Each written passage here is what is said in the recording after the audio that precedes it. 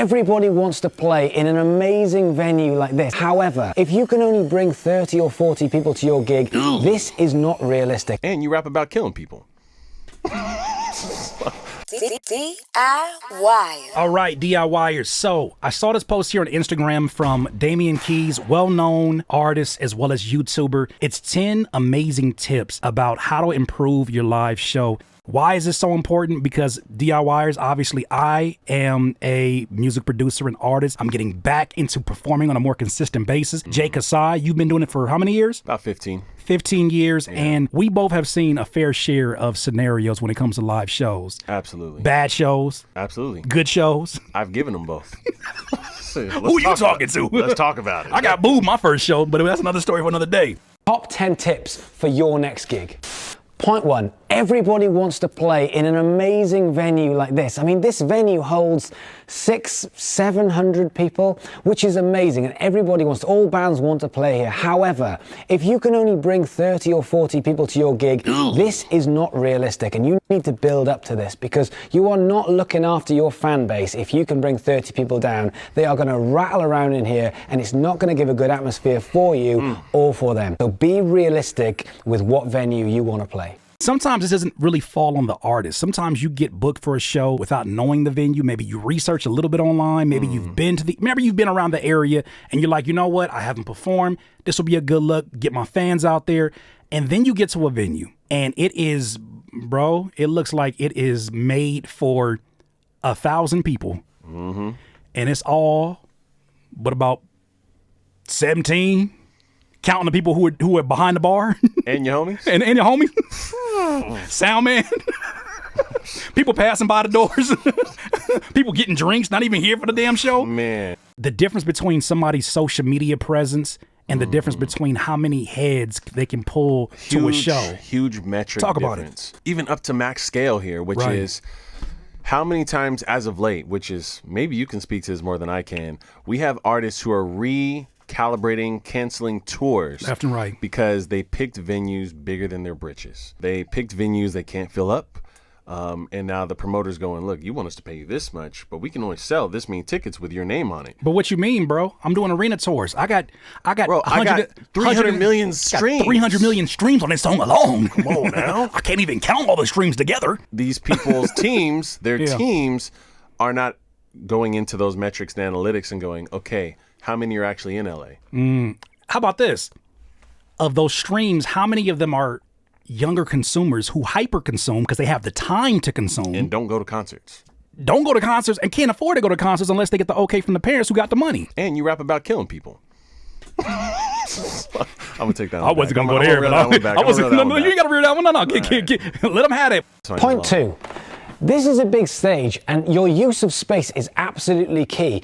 I want you to command the audience by standing at the front of the stage, making yourself as big as possible. What I don't want to see is I don't want to see musicians 3-4 foot back off the stage, facing sideways, or that thing where bass players are literally inches away from the drummer, communicating in their own world. Not you breathing like Skip Bayless. He said... Your name was on the flyer for this show. Why do you look like you're doing cables in the back? Why do you look like the sound man? Why do you look like you're the light technician? Put your hands up. Why you look like you scared of the audience? audience? Why you look like you a fan member? Like you just broke in. You looking like you want to be down there with them watching you. This is where physiology is important to study. And I think somebody who speaks on this really well is Tony Robbins. He talks about mentally, we like people who are like us. Right. So when you're talking to somebody, you're trying to make a good impression, you could do something. It may sound manipulative, but we do this naturally when we're around people who are friends. Me and Jay are probably doing this right now. And that when you're building rapport with somebody, you kind of mimic their hand motions. If they don't use hand motions, then you kind of put your hands away. Yeah. Or if they make eye contact, you make eye contact. Whatever it is, you're kind of mirroring them because we like people who we feel like are like us. Yeah. With that said, when you're on that stage, you are setting yourself apart. You are saying, I belong on this stage. I was booked for this night. I was paid for this night, even possibly. The music that you listen to is just as great as what you heard live than what it is what you enjoyed at home. Or else why even come see me? This is about communication to the audience. So where you stand and how you physically present yourself is absolutely key to communicating to your audience to give them the best live show possible. That's a power pose. He had a power pose on that one. I am the leader of this show. He made them jeans look like basketball shorts. Point 3, what you wear on a stage like this is really, really important. I have a real Speaking pet of which. peeve with bands who turn up all wearing black. How many videos y'all didn't see me in all black? I do that at the shows too. I don't even want to talk right now. And I love the fact that I could talk to you about this as a videographer. Yeah. We're always kind of thinking about the contrast between the talent and the background. Yeah. So when you have something that blends in too much and it's not done for a specific emotion, it just looks flat. And so he brings up a good point in that you should really think about, is there a color? Is there a brand, something in line with your brand that can help you stand out and kind of demand that authority? I used to work in a television studio. You know what all staff members have to wear? All black. Why? Because you're not talent. You're staff. Let me get you one of those. I gotta get you one of those. And, I was expecting a head explosion answer. This thing said you're not talent. That's it. That's all it is. I promise you, if you are a camera op and you show up in a blue shirt, Yeah. you got the day off. What do you think you are? Intern, come in. You wore all black. You're smarter than that guy. You got the job. All right, You have to remember where you are. Yes, there's stage lighting, but if you're just wearing black, it's going to look very two-dimensional and therefore very flat. And most stages are, have you noticed that? I didn't notice that until he said that. Most stages that we perform on have like a black backdrop. Yeah. That's crazy. That's why the sound guy that you look like when you was in the back of the stage, he can run on stage during your set, and he's not as noticeable because he's not talent. So think about a bit of color that's going to bring this to life. Point 4, how long are you going to play for? Now, every band wants to play for as long as possible, but is that the right thing? I would say no. When you're on a slot of maybe 2, 3, or even 4 bands, your job is to get on, punch people in the face, metaphorically speaking, and then get off leaving wanting more. I do agree. And this is tough for artists, myself included. It can be a little sensitive. Yeah. That song that you know is a banger, Trying to get that off. look, you probably got 50 of those, right? You don't. The reality sets in. Look, even some of the biggest artists in the world can't go past 20, 30 minutes tops. Make sure the music is, people are engaged, people stay focused on you. Facts. And if your music can't do that, or you haven't found a way to make that song that maybe isn't a hit, but you know how to make it engage with a crowd, if the song doesn't have either function, it shouldn't be on your set list yet. And I had to learn that the hard way myself, so. You rapping over your lyrics is already a headache. But you know what? Because I understand why certain people do it, I give you a little bit of grace only because I understand you've performed at a lot of shitty venues. And the only music that sounds clear at those nights is when the DJ's spinning. So you thought, oh, what if I just played my song and rap over it? Yeah. It still sounds terrible, but it sounds better than somebody whose mic is all jacked up, muffled. They got no kind of microphone etiquette. With that said, I'm not about to watch 25 minutes of you rapping and doing karaoke over your own. Look, that first karaoke song you do, if it's a banger, I'm gonna let you live and go. He didn't have the performance cut of you that. didn't got you don't got that, but you wanted to get that off. Yeah. You're promoting after all. You're a product. Got it. When you start getting into 30, 40, 50 minutes, people are going to get bored and they are going to end up at the bar. I knew that when I was sitting at that same, I was sitting at a Green Day concert at the height of probably their career when Boulevard of Broken Dreams came out. I walk this lonely road on the Boulevard of Broken Dreams. I'm seeing them perform this in the stadium. And mind you, phones at that time weren't what they are now. It wasn't like I had all that kind of access like it is, but I found myself with all the pyrotechs, the fireworks. At one point, I was just like, we really just sitting here watching people like play with their instruments. Pause. Play with the instruments, and I'm just like, after a certain point, this goes for anything. This happens at a Laker game. I love basketball. Lakers are my team. But I feel like I'm more tapped in at home because I'm watching it from a different point of view. But at the game, like, I get popcorn, you know what I'm saying? The time passes by. After a time, it's like, I don't know how many times I can hear these sneakers screeching at this game. I think I want to go home. Absolutely. There's a reason everything has a time limit. You are likely to remember somebody so much more if they make a big impact in a shorter period of time. Because then you're like, yo, the fuck? When are you performing again? If you have five guaranteed hits, right? Yeah. And you came out and you performed 10 songs. Yeah. How's that person going to feel? Reset. Sheesh. You have 5 guaranteed hits. You come out and you only performed 4 songs that night. Maybe even a snippet of one of them too. Who's going to pursue you after that show? Which crowd? Talk about It's it. a big difference. So get on, smash it up, make it look awesome, and get off as quick as possible. Point 5. You don't got to run off the stage. See, I didn't know what you was laughing about, but I couldn't hold that shit in. I said, get off as fast as possible. out. Hey, get off fast as possible. It's wild. Yes, we love gigging, and yes, we love being backstage and chilling with all the bands, but this is work, and you need to squeeze the lemon. You need to make use of every second of your time to create content while you're here, to network, to look after your fans. Don't just chill out backstage, go on stage, play, and then fuck off home again.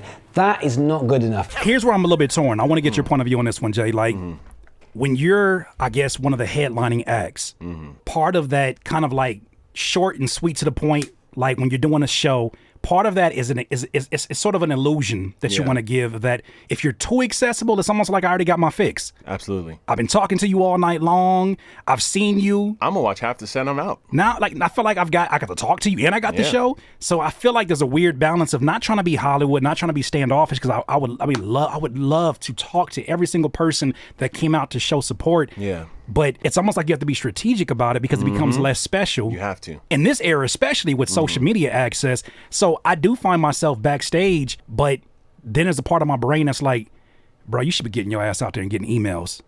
That too. Both are true. How do you make sense of that? So for me, I don't have a big following. So for me, I know the fans by name or face that I need to interact and engage with, and the ones where I go, who are you? Right. And not going to engage. Sure. Not. But as things grow and scale upward, it definitely needs to be a thing of who are my high tier fans, my mid tier fans, and my casuals. Right? 'Cause there's no low tier fan. Sure. And that's when meet and greets come into play. That's when, if you show up to the venue at 7, I'll be there 7 outside. Let's chat it up. I'm going to disappear until 11 p.m. You know, things like that. You should not just be walking around the crowd once you're at a certain magnitude or scale. You shouldn't be. Bro, and that's just dangerous. I fight, exactly, especially when folks know, like, you're literally giving the coordinates to where you'll be. Yeah. And if anybody's ever had an issue with you or saw something they didn't agree with, you're giving the coordinates. So it's like, you got to be strategic. You got to be smart about it. Now, he's obviously talking to bands. I think, unfortunately, as it is, us as rappers, Hip hop culture is a different energy sometimes. But I get what he's saying is that you don't want to just be back there just like Drinking forgetting beers there's a whole lot of stuff going on there. But there is an illusion effect that I think you got to think about. You have got an opportunity, in fact, you've got a lot of opportunities on every single gig to work, build your audience, build your reputation, and give people the message of who you are all the way through the night.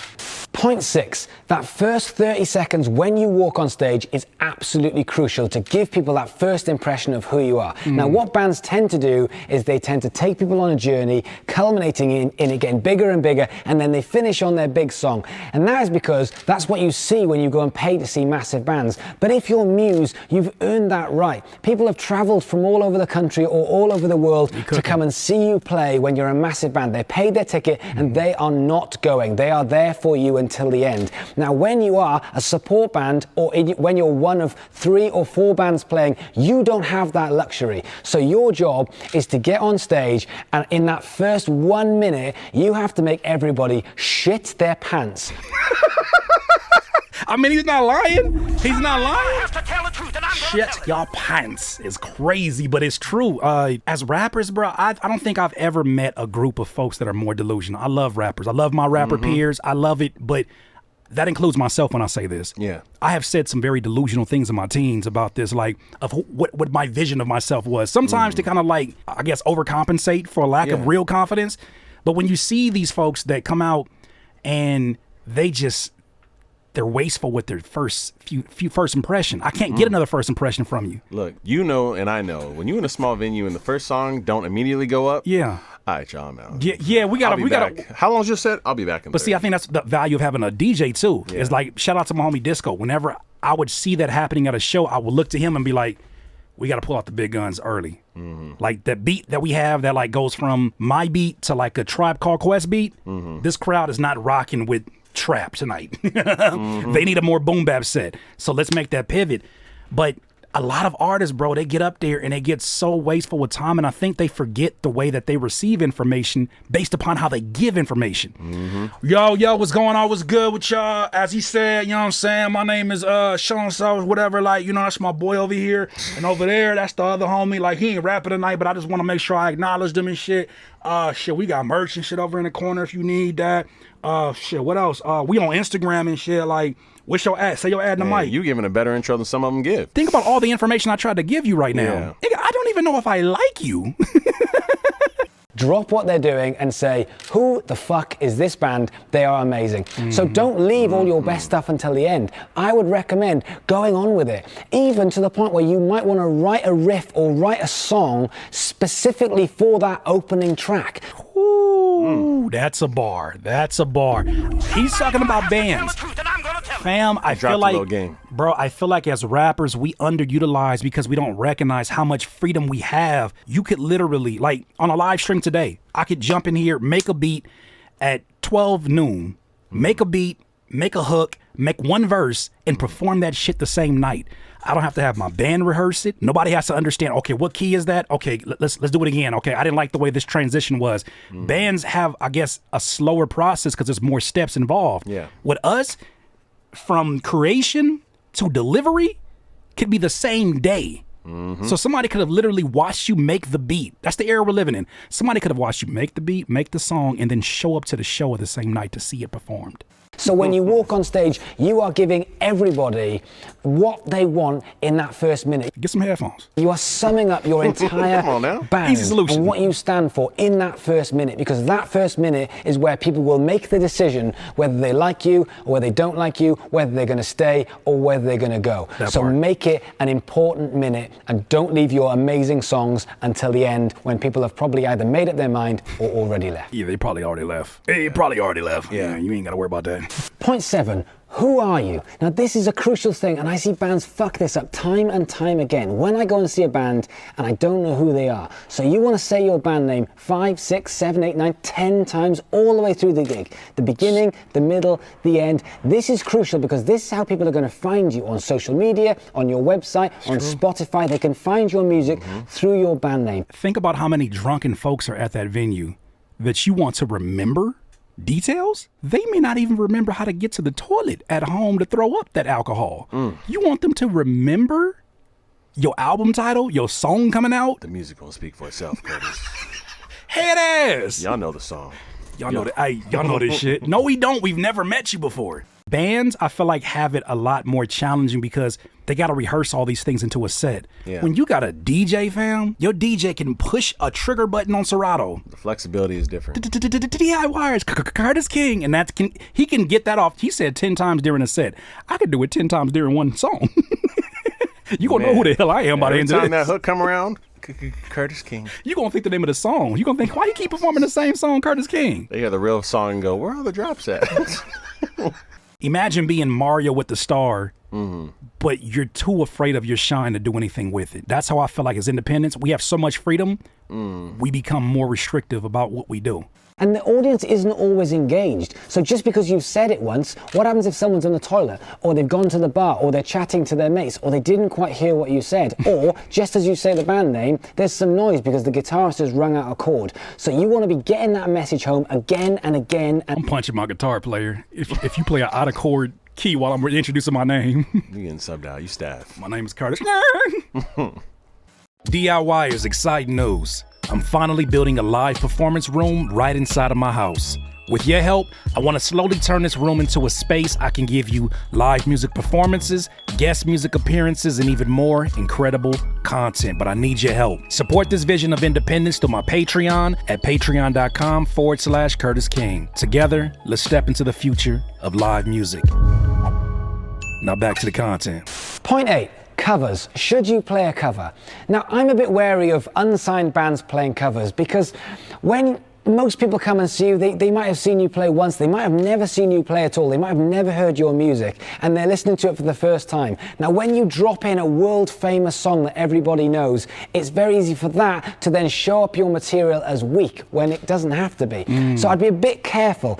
But If there's a good reason for you playing a cover, if there's a song that really sums up where you're coming from and where you're going, especially if you've taken a song and you've made it into your own, and you can think about those great cover songs that people have taken and they've transformed that song into something that you'd think that they would write and release, then fair enough. But on the whole, I would stick to covers bands playing covers, original bands playing originals as a rule. Obviously, this doesn't apply to us. We don't really do cover songs as rappers, but I do feel like when we kind of like take we kind of take from the mixtape era, when we take an instrumental that's popular and it's like, this is going to get their.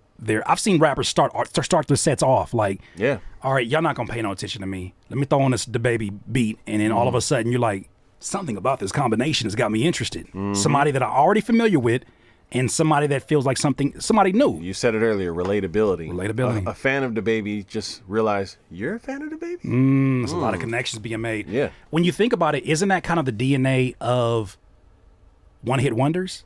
In that it's a little bit of familiarity mixed together with something that feels like it's like new. Yeah. I think you could absolutely connect with folks who otherwise wouldn't want to hear you rapidy rap. Yeah. Or just hear instrumentals in general. Yeah, absolutely. It's a cheat code. Point 9, fronting a band. Now, as someone who does this 150 odd times a year, this is very, very... He said he performs 150 times a year. Famous 365 days. Every other day he performing? This is the person to get the information from. He has seen it all. This power stance comes a little bit too easy for him in them jeans, bro. It's crazy. important. And my best bit of advice is giving clear, key statements and not trying to wing it and be inspirational or funny on a gig. Hey, watch your mouth, bro.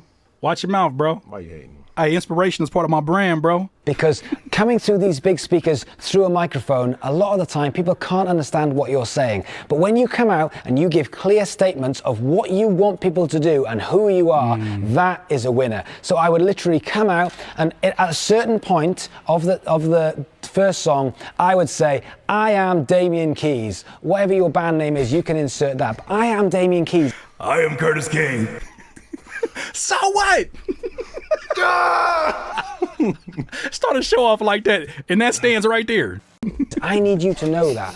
The next thing I might say is, I'm on social media, facebook.com/Damo Keys or youtube.com/Damien Keys. I need you to come and join me. Or we've got a single, the single is out today, I need you guys to buy the single here on iTunes. You are giving people statements and telling them what to do. Now, one thing that I would always recommend is that you say the same thing on every single gig. Facts. You don't leave it to chance. You say the same thing again and again and again. And even if you're doing that 100, 150 times a year, but you know what to say. And there's a reason for that, because you are going to say it in a certain way, in a certain time. The rest of your band is going to know what you're going to say and when you're going to say it, and it's going to pull the whole thing together.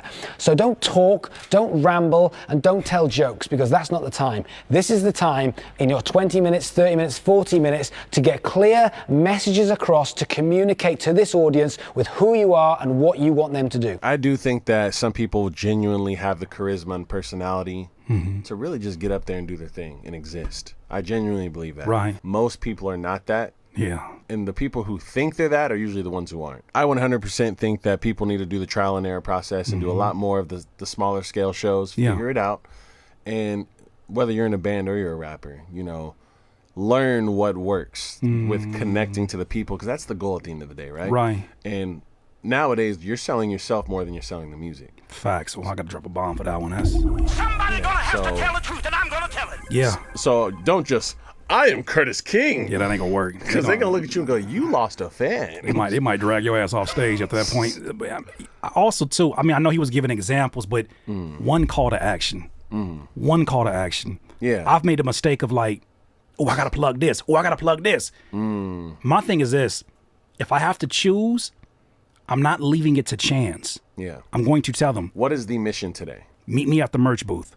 Bingo. Because when you come to the merch booth, that means that you have enough interest in what you saw that you want to know what else is going on. They put some footwork in for you. Something new that I started doing also was, whatever my set list is, I make a playlist on all the streaming platforms that mimics that same playlist. When they say, hey, what song was that? Pull out a card with a QR code on it, and they get it. The playlist is right there. Add it right to their playlist. I think they're a lot likely They're a lot more likely to listen to my music that way than if I gave them a business card or if I hopefully gave them a CD or they bought a CD and they don't even have a CD player. Yeah. Right? How many times have those become frisbees? So I think it's important, one, call to action, and then also, how can you maximize that? I think one way you can maximize it is when people meet you and they shake your hand, they look you in your eye, and they're like, you're just as genuine as a human being as you are in your music. You can get a lifelong fan from having that kind of interaction. And also, too, when they come to your merch booth, I'm about to buy one of those super cheap fire tablets just for emails. I think what's even better than asking me that, what if you just put your email in and tomorrow morning I deliver all these things that you need tomorrow morning to everybody who's on this email list. Yeah.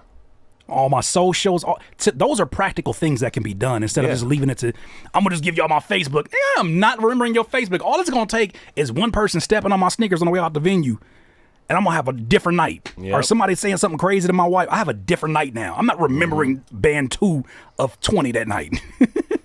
Point 10 and my final tip, what to do once you've finished playing. Most bands go backstage and start congratulating themselves and talking about what went right and what went wrong on the stage. What I would recommend is getting off that stage as quick as possible into the audience. There you go again. Striking whilst the iron is hot. Whilst everyone has seen you, they've stuck around, they are here for you. This is an opportunity to actually get your message across further, to tell them about your single, to tell them about your next gig, to tell them about your social media, and to also to reward them for sticking around. They like you, they are here for you. So if you can get out there and say thank you so much, that is a big reward and a big payoff for them. So use that opportunity, don't let them go, and don't let them go cold. Get off that stage as quick as possible and start thanking people and actually giving them a message of what you need them to do next. Yes, independent artists, it is our time. But this next generation of rappers, we're going to have to clean up a lot of the bullshit these rappers have left behind on a mainstream level. I hate to say it. I know it. You don't feel like it's your responsibility. But a lot of fans of music have had very shitty experiences, and they've paid a lot of money for those shitty experiences. And a lot of them see it as unfair that they had to pay for those shitty experiences, and rightfully so. So now they're going to take that out on you. Same way as like when you date somebody and they've had bad dating experiences, you kind of catch some of that energy until you prove that you're otherwise different. Artists, we're going to have to go above and beyond. I never forget. First tour I went on, 2013 with the homie Murs. He was the headlining act. He was the one that put it together. It was the paid dues tour for his festival. The first stop of the night for this 25 states, something like 50 cities, something crazy. 2 months. The first night, a fan of his walks up to me and says, do you know when Murs is coming out? And I'm like, nah, I don't know. I'm expecting him to stay in the green room. I'm at the merch booth, like, because we're the openers getting ready to go on. And he's like, all right, cool. Murs comes from around me and taps the guy on the shoulder and says, would you mind if I sign that for you? The guy turns around and the face he made, I've never seen somebody like it. The energy was so high. That's an experience he will never forget. Yeah. We're responsible for that now. That cannot be an exception anymore. That has to become the new rule. Yeah. Because there's a huge void right now where, even if you look at some of the videos that have gone viral, hip hop fans haven't necessarily disappeared. They haven't gone away. It's just that they've been alienated by a lot of behavior that they don't rock with. As adults, they don't rock with. So I think there's a great opportunity for us when we're doing shows. When you get off that stage, and I've made this mistake when I was younger, I would never make it again. I'm shaking every hand of the person that walked up to the front, because family, you did not have to come. You could have stayed at home in the comfort of your bed, watched your Netflix. You didn't have to come to this show, but you came, and then you stood up in the front. There's a whole bar back there. You could have food. You came and watched me rap songs for 15, 20 minutes. Least I can do is shake your hand and say thank you. Have a little bit of small talk. What's your point of view on that? There's no other moment like that moment you finish your set that you can replicate anywhere else. Why is that so special? You're getting the organic moment of people's feelings, how you touched people, how you didn't. Right. After a set. That's true. I've had shows where I got off the stage, people that didn't talk to me all night. Right. I didn't even know they were there. I'm like, yo, man. Yeah. That was special. Yeah. Give me that dap, that hug. I'm sweaty as hell. They still, it's all right, man. Bro, that's the last show I had. Bro, I was, the UCR show, I was drenched in that flannel. And I was trying not to be rude, because that's where I got to plan better. I was like, I got to bring a towel with me, because, bro, I was so drenched. I'm going to hug one of these folks, and I'm going to go home with them. Even though I'm physically going to my house. Yep. They're going to take a piece of me with them. Hey, yo. Hey, yo. I'm sorry, but it's the truth. They're drenched. Look it right at the camera. But it's true. Like, we have to figure out how to strike while the iron is hot. Like, if I'm seeing you and you make an impression because of the songs you're making are fire, they're elite. Yeah. Cool, but who cares? Look, this is a temperature check. If you get off that stage and you get less handshakes than you've ever gotten before, it happens. It's going to happen. I've gone through that.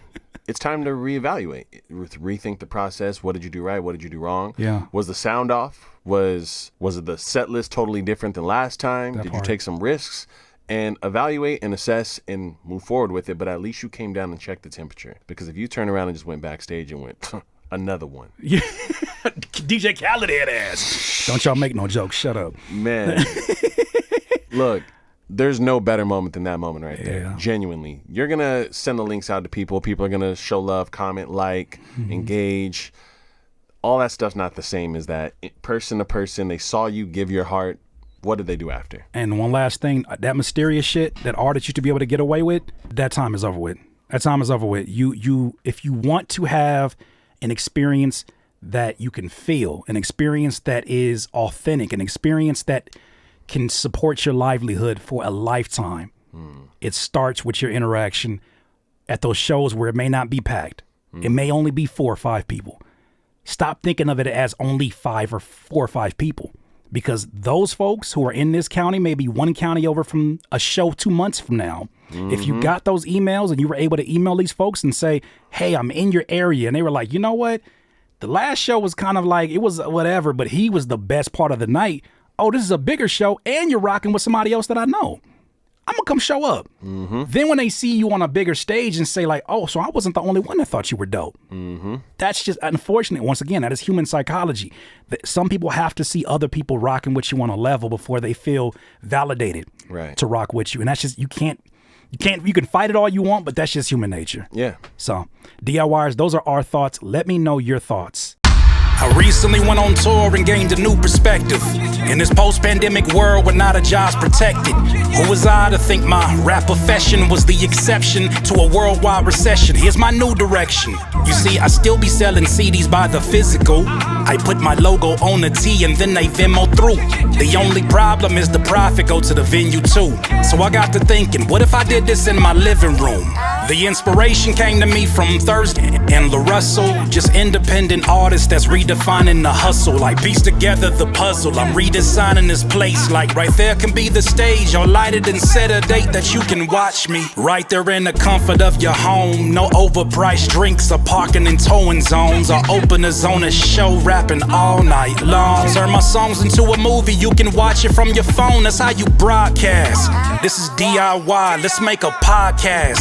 Well, it seems about right. You see, the very same room I do interviews anytime. Now, why would I want to sign when I am the co-sign without a staff? I automated and OBS and no BSing. I'm hoping you finally get the message. It's finally feeling leveled. The time we live in is special. I know it can be so stressful, but the devil is a lie. We are DIYers.